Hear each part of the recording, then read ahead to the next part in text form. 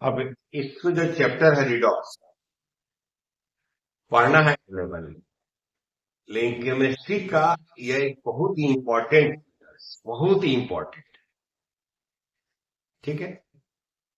तो नॉर्मली देखो कितने इंपॉर्टेंट चैप्टर है। मैं बोला था कि एटॉमिक स्ट्रक्चर में क्वांटम नंबर से ज्यादा important, periodic table, chemical bonding, और यह है रिडॉक्स। अगर आपको ये पार्ट केमिस्ट्री का बहुत बढ़िया ढंग से आ गया, क्वांटम नंबर इसलिए बोल रहे हैं कि आपको इलेक्ट्रॉनिक कन्फिग्रेशन और बाइटल समझ में आएगा। केमिकल बॉन्डिंग में इन्हीं सब की जरूरत पड़ती है। अब फिर रिडॉक्स भी इसी से रिलेटेड एक इंपॉर्टेंट चैप्टर है। तो ये हमारा क्या चीज है, रिडॉक्स। ऑर्गेनिक और इनऑर्गेनिक समझने, ये जितना पार्ट हम बोल रहे हैं वो आपके लिए बहुत इंपॉर्टेंट था। अब यहाँ दो वर्ड से दिया गया है, एक है और एक है डॉग, नहीं रेड, एक रेड। यहाँ जो इसका मतलब है, इसका मतलब है रीडा,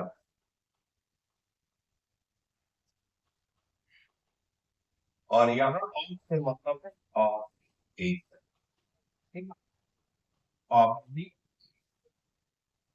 ये दो टर्म है हम लोग, रिडक्शन और ऑक्सीडेशन, और ये दोनों फिनोमिनन जो है ऑक्सीडेशन और रिडक्शन दोनों एक साथ होता है, एक साथ। अकेला रिडक्शन नहीं हो सकता, अकेला ऑक्सीडेशन नहीं हो सकता है। यानी ऑक्सीडेशन और रिडक्शन जब भी होगा तो साथ साथ होगा, एक साथ होगा, ठीक। अब हमें क्या सीखना है कि रिडक्शन में क्या होता है, और हमें क्या सीखना है ऑक्सीडेशन में क्या, ये हमको सीखना है, ठीक? तो इसको बहुत सारा इसमें कंसेप्ट है, लेकिन हम ये चाहते हैं कि हमारे बच्चे आसानी से इस चैप्टर को सीखें।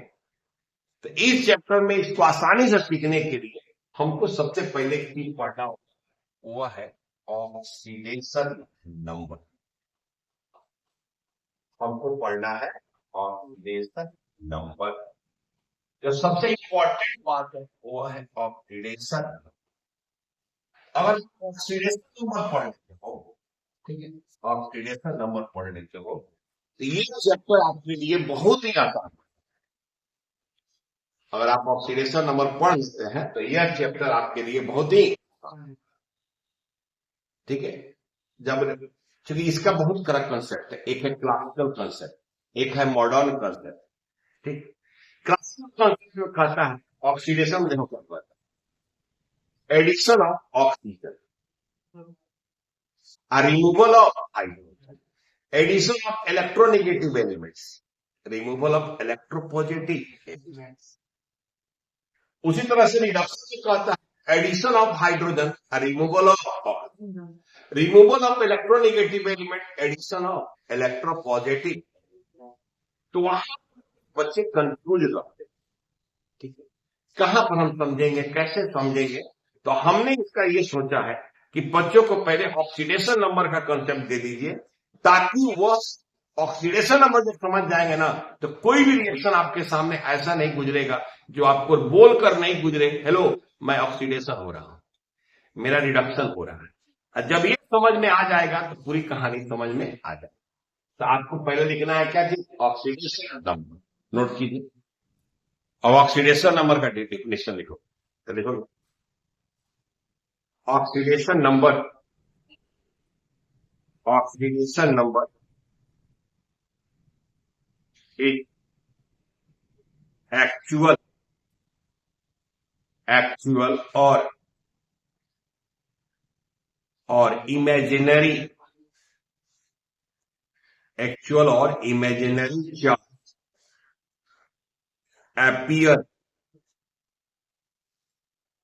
appear on the atom, on the atom in a molecule, in a molecule or ion, और अब हमें क्या लिखा है, ऑक्सीडेशन नंबर या तो एक्चुअल चार्ज है या क्या इमेजिनरी। अब एक्चुअल क्या है ये समझना है। ठीक है, अब जैसे मान ये कंपाउंड है Na, एक कंपाउंड है। एक बात लोगों को समझ में आया है, सोडियम मेटल है और क्लोरीन नहीं। सोडियम कितना इलेक्ट्रॉन का लॉस करता है? 1, ग्रुप एक का है। तो अब सोडियम एक का है तो इस पर एक प्लस होता है, और क्लोरीन एक इलेक्ट्रॉन लेता है तो इस पर एक माइनस। तो ये जो चार्ज है, ये एक्चुअल चार्ज है जो सोडियम पर और क्लोरीन पर क्या होता है, एपियर नहीं। यहाँ पर जो हम लोग ये जो प्लस एक प्लस है, यहाँ -1 है, इसका मतलब ये कौन सा चार्ज, एक्चुअल। क्योंकि तुम जानते हो कि सोडियम ने एक इलेक्ट्रॉन का किया है, लॉस किया है। ठीक है, तो यहां पर कह सकते हैं कि actual charge appear on sodium and chlorine. इसीलिए यहां पर क्या लिखते हैं, ऑक्सीडेशन नंबर ऑफ सोडियम, और हमसे कोई पूछेगा plus oxidation number of chlorine, ये क्या बताया, माइनस। अब तुम देखो, यह है कैल्शियम ऑक्साइड, तो कैल्शियम मेटल और ऑक्सीजन न, इनके बीच हमेशा आयनिक बॉन्ड बनेगा। अब कैल्शियम लॉस करता है 2, तो इस पर क्या लिखते हैं, और ऑक्सीजन कितना लेता है 2, तो इस पर क्या लिखते हैं। ठीक है, अब देखो तो ये हम सकते हैं क्योंकि 2 2 प्लस 1 तो ये एक्चुअल हुआ कि इमेजिनरी हुआ, बोलो एक्चुअल। तो यहाँ ऑक्सीडेशन नंबर ऑफ कैल्शियम जब बोला जाएगा तो क्या लिखना है, plus oxidation number of oxygen जब पूछा जाएगा तो क्या हो जाएगा, -3। आपको कैसे क्या है, तो जैसे ये HCl, तो हाइड्रोजन के बीच कौन सा बॉन्ड बनता है, को, तो ये हाइड्रोजन और ये हो गया कोलिन, और तुम एक इलेक्ट्रॉन का शेयर और इलेक्ट्रॉन जाता है, लेकिन तुम ये जानते हो कि क्लोरीन का इलेक्ट्रॉन नेगेटिविटी हाइड्रोजन से क्या होता है, ज्यादा होता है। तो ये शेयर इलेक्ट्रॉन किधर कर जाता है, वो क्लोरीन की तरफ, तो एक बार स्लाइडली नेगेटिव और इस पर, अब सोचते हैं, ये हम सोचते हैं ये हाइड्रोजन का इलेक्ट्रॉन किधर चला गया, क्लोरीन के तरफ। ठीक है, तो यहाँ चार्ज होगा वो क्या होगा, इमेजिनरी। तो यहाँ -1, यहाँ क्या +1, तो यहाँ क्या होगा, imaginary charge, imaginary charge appear और हाइड्रोजन है पोलरी। तो अब देखो, अब यहाँ ऑक्सीडेशन नंबर, अगर तुमसे कहें कि ऑक्सीडेशन नंबर ऑफ हाइड्रोजन बताओ तो क्या लिखोगे, +1। ऑक्सीडेशन नंबर ऑफ क्लोरीन बताओ तो क्या लिखोगे, -1। तो समझ, एक्चुअल और इमेजिनरी, जहां पर कंप्लीट ट्रांसफर हो जा रहा है वहां हो गया एक्चुअल, और जहां शिफ्ट कर जा रहा है मोर इलेक्ट्रोनेगेटिव की तरफ, तो उससे का चार्ज क्लियर हो रहा है वो क्या होगा, इमेजिनरी। ठीक है, तो नोट करो। अब देखो जैसे मान CO2, ये कार्बन डाइऑक्साइड, एक कार्बन और एक क्या, अब तुम जानते हो किसके पास 4 इलेक्ट्रॉन और इसके पास 6 इलेक्ट्रॉन और इसके पास भी 6 इलेक्ट्रॉन, अब तुम ये सिलेक्ट कर दी, जो किसका बढ़िया है, केमिकल बॉन्डिंग का रीड ऑफ, दोनों के बीच में रिलेशन है, तब आपको समझ में आया। अब देखो कि इलेक्ट्रॉन कार्बन से ज्यादा, तो इसको भी अपनी तरफ खींचेगा, इसको भी अपनी तरफ खींचेगा, तो इस पर क्या हो जाएगा, अरे ये भी खींचेगा, इस पर क्या हो जाएगा, कार्बन में कितना है, प्लस, अरे 2 इधर चला गया, 2 इधर चला गया, इसका कितना है, 4, तो इसको क्या होना है, मैंने अगर इसमें हम लोग जो देख रहे हैं, तो यहां पर हम क्या देख रहे हैं कि अगर बॉन्डिंग नहीं समझ में आया है तो फिर रिडॉक्स भी आपको समझ में नहीं। तो इसलिए यहाँ पर ऑक्सीडेशन नंबर ऑफ कार्बन कितना लिखते हैं, ऑक्सीडेशन नंबर ऑफ ऑक्सीजन क्या लिखेंगे, माइनस। अच्छा CO2 कोई क्या, तो इसके सभी चार जोड़ दोगे तो कितना है, सभी एटम, एक दो तीन एटम में सभी चार को ऑक्सीडेशन में जोड़ दो कितना है जी। इतना ये इधर ले लिया होगा, वो इधर ले लिया होगा, इसके ऊपर क्लियर होगा इमेज। तो अब इसे लिखा जाता है, जरूर लिखा जाता है कि न्यूट्रल मॉलिक्यूल में सभी एटम का ऑक्सीडेशन नंबर का सम 0 के बराबर, किसके बराबर होता है। अब क्यों दिखाएंगे, बच्चा सोचता है कहां से आए, फायदा थोड़े हुआ, इसके सभी एटम्स का ऑक्सीडेशन नंबर को हम ऐड कर देंगे तो सम किसके बराबर हो जाएगा, ठीक। यानी रिडॉक्स समझना है तो हमको बॉन्डिंग नहीं आना चाहिए, बॉन्डिंग नहीं आए तब तक हमको रिडॉक्स समझ में नहीं। अब तुम देखो जैसे आई, अब ये सी 1 2 3 4 5, और तुमको मालूम है के पास 5 के पास 7 है, यहाँ पे और क्या किया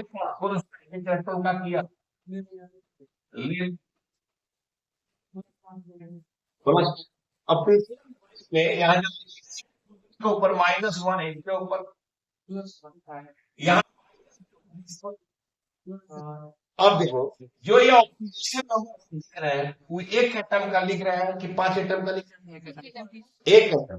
अरे यार यहाँ -1 एक एटम का ना है, यहाँ -1 एटम का ना है, तो जब भी किसी मॉलिक्यूल में उसके एटम का ऑक्सीडेशन नंबर जो लिखते हैं वह कितने एटम, तब ना -1 लिखे, तब यहाँ -2 लिखे। अब देखो यहाँ इसके ऊपर प्लस, इसका मतलब उसके एक एटम का ऑक्सीडेशन नंबर कितना है, प्लस। अब एक मन में सवाल आता है कि कितना हो, किसका ऑक्सीडेशन नंबर कितना हो, यह हमको अगर जानना है तो कैसे समझे, तो कोई कितना दे सकता है या कोई कितना, तो जितना देगा उसका पॉजिटिव होगा और कोई जितना लेगा उसका क्या होगा, निगेटिव। तो आइए हम लोग देखते हैं, इसको पहले आप नोट कर लीजिए, फिर हम लोग देखते हैं कि कौन किस एलिमेंट का ऑक्सीडेशन नंबर कहां तक जा सकता है।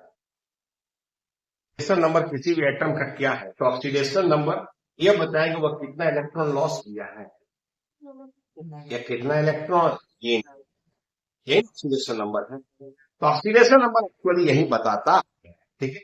आइए देखते हैं, हमको पूरे पीरियोडिक टेबल में एलिमेंट्स का कहानी लिखना है। अब यह है ये है सोडियम, ये है पोटेशियम, ये है रूबी, ये है हीलियम, और फ्रेशियम तो रेडियो एक्टिव एलिमेंट्स। अच्छा इनको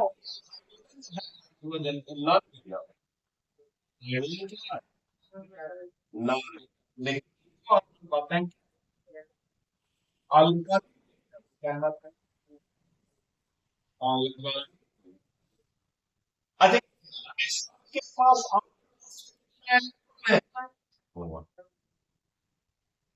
और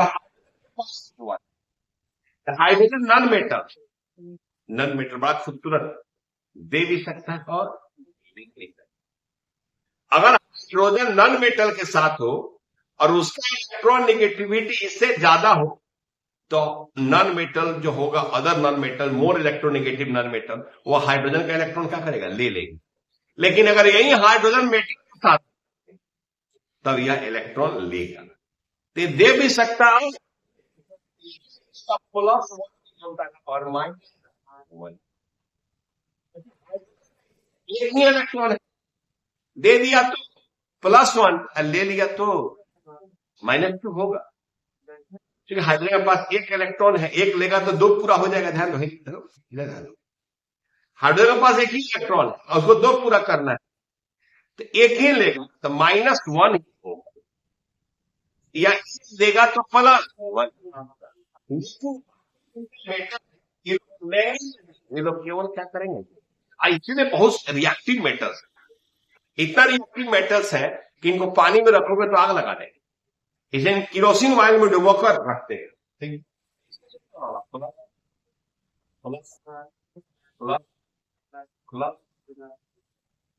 माने ये सारी मेटल है, इनका ऑक्सीडेशन नंबर कहीं भी रहेंगे तो क्या होगा, बोला।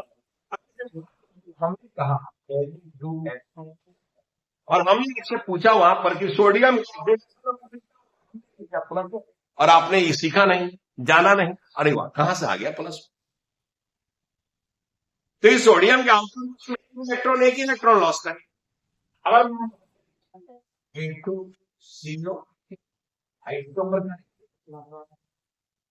आपको अगर नहीं मालूम है,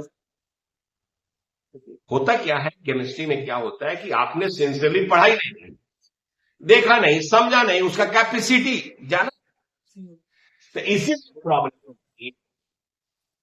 यानी पर छोड़ दो, जो +1 -1 रेस्ट अदर एलिमेंट्स का कितना हो जाता है, +1।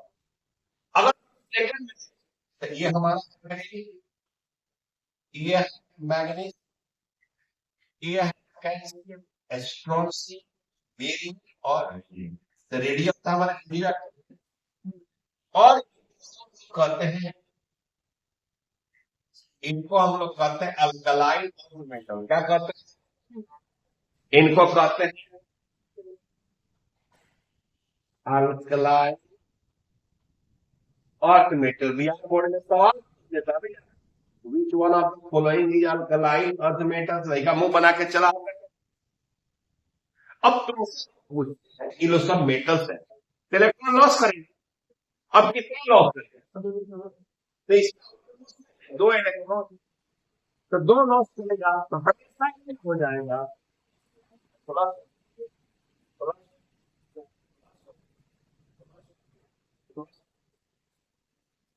क्या होगा प्लस, इनका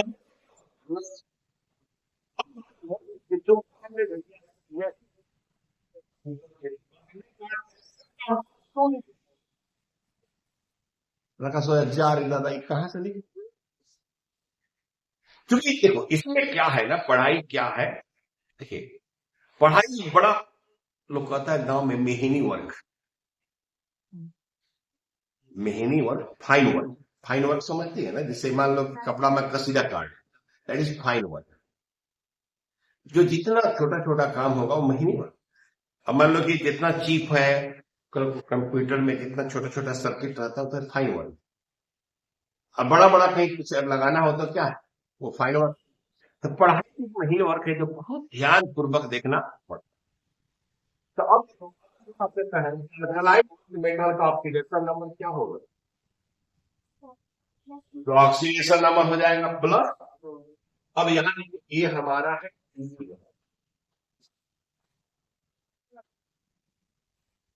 डी ब्लॉक, जो है डी ब्लॉक, ये वेरिएबल ऑक्सीडेशन नंबर होगा, वेरिएबल। क्योंकि एक क्वेश्चन पूछेगा इस बार 12 में, व्हाई ट्रांजिशन मेटल्स या why D block element show variable oxidation. यहां देखो वेरिएबल नहीं, ये भाई साहब लोग कभी एक से ज्यादा ऑक्सीडेशन नंबर शो नहीं करेंगे, केवल इसके आउटर मोड में इलेक्ट्रॉन बॉन्ड फॉर्मेशन में भाग लिया। लेकिन डी ब्लॉक क्या है, N-1 और S, मतलब इसका इलेक्ट्रॉन और इसका भी इलेक्ट्रॉन बॉन्ड फॉर्मेशन में भाग लेता है, क्योंकि दोनों का एनर्जी लगभग सेम होता है। तो डी ब्लॉक का बड़ा कैरेक्टरिस्टिक यह है कि डी ब्लॉक के NS और N-1D दोनों का इलेक्ट्रॉन बॉन्ड फॉर्मेशन में भाग लेता है, इसलिए वह एक से अधिक ऑक्सीडेशन स्टेट जो करता है। डी ब्लॉक की अगर हम बात करें, यह है एस्केटियम जो हमारा होता है,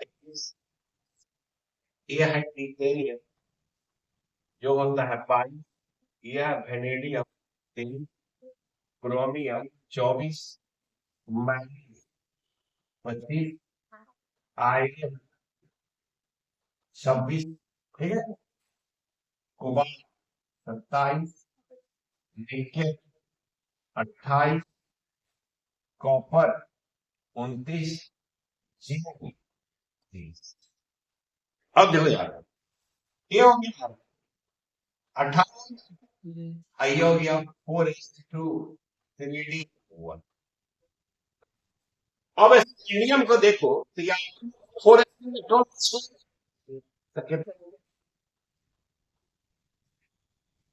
प्लस 4, अगर और लॉस कर देगा तब यह हो जाएगा प्लस। 2 इलेक्ट्रॉन लॉस करने के बाद एक और इलेक्ट्रॉन लॉस करेगा 3D से, तो यह हो जाएगा प्लस। और होता है कैंडियम कि जब छीनिए रहे हो पूरा चीज हमको आर्गन से बनाना था, अरे आर्गन बन गया तो मोस्ट स्टेबल हो, इनर्ट, तो इसीलिए इसका ऑक्सीडेशन कितना कितना होगा, +2 भी होगा, लेकिन +3 क्या होगा, मोस्ट स्टेबल होगा। तुमको समझ में नहीं आ रहा? चलो यहां बदलेंगे 4s2 3D। अब देखो क्या हो गया, लॉस कर दिए और एक और लॉस कर दी, +4 मोर स्टेबल, +4 मोर स्टेबल। मैंने ये करके सोचेगा हम क्या बन जाए आर्गन। अब क्या देखो, अब देखो यहाँ पर हम क्यों कर रहे हैं कि D block element variable oxidation show कर रहा है, क्योंकि 4s का विधान नहीं रहा और क्योंकि दोनों का एनर्जी लगभग बराबर, इसलिए दोनों सबसे इलेक्ट्रॉन का करा इसका हो जाएगा 4s2 3, तो इसका भी +2 +3 +4 और प्लस, ठीक है। तब हीलियम में भी +5 स्टेबल होता है। क्रोमियम का देखो 4s1 और 3d5, याद रखना क्रोमियम में 4 इलेक्ट्रॉन लेकर क्या हो जाता है 3d5। अब ये कर दिया तो +2 +3 +4 +5 इसका मोस्ट स्टेबल +3, और यानी क्रोमियम का जो कंपाउंड पाया जाएगा उसमें नॉर्मल ऑक्सीडेशन स्टेट क्या पाया जाएगा +3 या 3। अब मैग्नीज 4s2 और 3d5, तब देखो +2 +4 अरे 2 3 4 5 डी का, तब मैग्नीज होता है ना, यानी मैग्नीज में कोई कंपाउंड पाया जाता है +2 और +3। अब देखो यहाँ पर आयरन में क्या होगा, आयरन में 4 2 और 3, यानी एक ऑर्बिटल क्या होगा पेयर। याद करो वैलेंस बॉन्ड थ्योरी में क्या लिखा है कि पेयर्ड इलेक्ट्रॉन बॉन्ड फॉर्मेशन में भाग नहीं लेता है, तो 4 ही अनपेयर्ड है। कितना अनपेयर्ड है 4, तो देखो ये वाला +3 +4 +5 इतना ही होगा, +2 +3 +4 +5 तुमको मालूम है फेरस और फेरस और। अब जब यहाँ कोबाल्ट में 4s2 और 3, अब देखो यहाँ को पेयर होगा 5, 1 2 3 4 5 6 7, को पेयर 2, कितना पेयर होगी 3, तो 4s2 +2 +3 +4 +5, कोबाल्ट +2 +3 +4 प्लस इसका +2 और अब देखो निकल क्या होगा 4s2 3d है। अब देखिए यहाँ पर 1 2 3 4 5 6 7, कितना पेयर हो गया 3। अब 4s के बाद यहाँ +2 +3 +4, ठीक है, +2 +3 +4, तो निकल का क्या होता है। अब देखो यहाँ पर यहाँ पर 4s। अब कॉपर क्या है, 4s में क्या है, कहां पर 3d। तो अगर +1 और क्या हो गया +2, तो कॉपर का ऑक्सीडेशन कितना होता है, +1 और +2। अब ये पूरा का पूरा क्या है, पेड़ है, तो केवल जिंक ऑक्सीडेशन स्टेट होता है क्या, बात समझ। तो डी के जो एलिमेंट्स हैं वो वेरिएबल शो कर रहे हैं, क्यों, क्योंकि वो NS और N-1d दोनों के इलेक्ट्रॉन बॉन्ड फॉर्मेशन में भाग ले रहा है। तो दोनों का इलेक्ट्रॉन बॉन्ड फॉर्मेशन में भाग ले रहा है, इसके दोनों का इलेक्ट्रॉन, इसलिए वेरिएबल ऑक्सीडेशन स्टेट क्या करता है, शो करता है। तो अब तो ये समझ जाएंगे इसका कैपेसिटी क्या है, तो हमको ऑक्सीडेशन नंबर निकालने में कोई दिक्कत नहीं, जिसको आप नोट कर लीजिए, ठीक है। और नेक्स्ट क्लास हम कल बताएंगे, तो नोट करें।